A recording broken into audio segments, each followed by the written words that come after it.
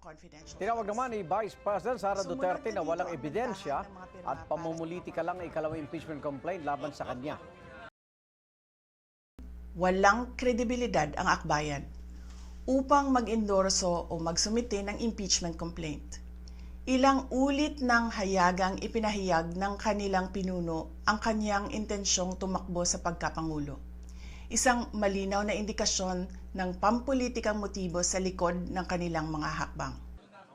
Tinutukoy ng bise ang impeachment complaint na inihain ng iba't ibang civil society groups. Inendorso ito ni Akbayan Party List Representative Percy Sandanya at ML Party List Representative Laila De Lima. Sabi pa ng bise, isang uri ng harassment at pang-aabuso sa proseso ng impeachment ang ginawa ng grupong Akbayan.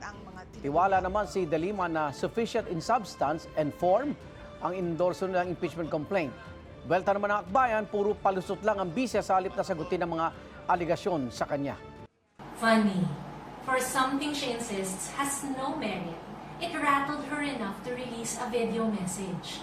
Not to answer the serious charges, pero para atakihin ang Akbayan at ang aming senadorang si Risa Ontiveros. Tama na ang palusot, Madam Sara. Stop panicking and prepare to be impeached.